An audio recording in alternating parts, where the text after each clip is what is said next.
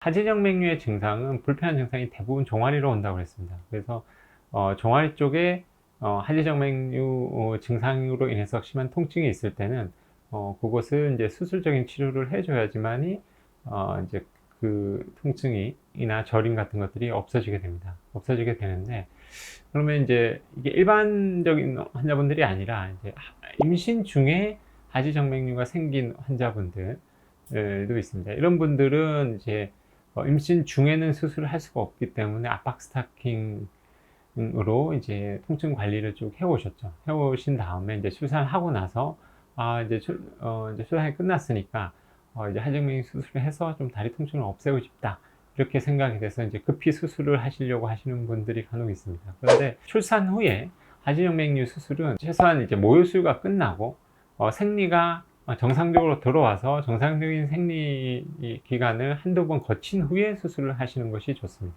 왜 그러냐면 출산 후에는 이 이제 출산 중에 급격히 올라갔던 여성 호르몬의 수치가 이제 급격히 떨어지게 됩니다. 그러면 불편한 증상을 만들었던 이 정맥들이 이제 정상적으로 사이즈로 돌아오게 되고요.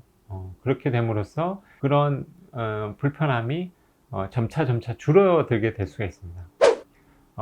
그래서 뭐 하지정맥류가 있던 환자가 출산 후에 하지정맥류가 없어지지는 않는데 출산하신 분들 잘 보면 출산 전에는 온몸에 있는 파란 혈관들이 많이 보이고 다리 쪽에 실핏줄이 많이 보이다가 수술 후에 그런 실핏줄도 많이 사라지고 파랗게 이렇게 번져 보이던 혈관들이 사라지는 것을 볼 수가 있습니다. 그 정맥들은 사실 하지정맥류가 아니라 호르몬 때문에 비정상적으로 그냥 확장이 되었던 혈관들입니다. 그렇기 때문에 이렇게 임신이 끝나고 호르몬 수치가 이제 정상으로 돌아오면서 그런 호르몬 영향을 받던 정맥들은 다 정상적으로 복원을 하게 됩니다. 그런 후에 그래도 밸브가 완전히 문제가 생겨서 생기는 통증들이나 이런 것들은 완전히 좋아지지는 않을 것입니다.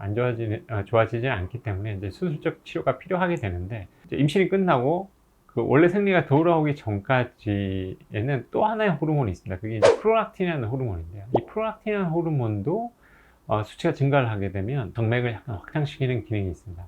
그래서 이런 프롤락틴 수치가까지 다 정상적으로 돌아온 후에 그 환자분에 있어 가지고 이 정맥의 상태가 정상적으로 다 돌아온 후에 수술을 하는 것이 이 수술 범위를 너무 넘어서서, 그러니까 치료해야 될 혈관이 아니라 이런 호르몬 때문에 그렇게 확장되어 있던 부분까지 다 치료하게 되는 그런 우를 범하지 않기 위해서는 이 모유수유가 끝나고 이 생리가 정상적으로 돌아온 후에 수술을 하는 것이 좋다고 말씀드릴 수가 있겠습니다. 물론 이제 모유수유를 빨리 끝내시고 생리가 빨리 돌아오시는 분도 있고, 모유수유를 또 아기가 이제 모유를 끊지 못해서 더 오래 하시는 분들도 있는데, 어쨌든 이렇게 이제 모유수유가 끝나고 생리가 정상적으로 돌아올 때까지는 좀 더 압박 스타킹으로 좀 더 관리를 하시고, 그렇게 되면 아마 그 출산 전보다는 증상이 훨씬 더 많이 줄어드는 것을 확인할 수 있을 겁니다. 그 이후에 압박 스타킹을 신지 않을 때 생기는 저림이나 통증은 이제 그때는 수술적인 치료로 시행을 하시면 되는데, 그렇게 수술을 해야지 너무 과하게 수술하는 것을 좀 막을 수 있지 않을까 생각이 되어집니다.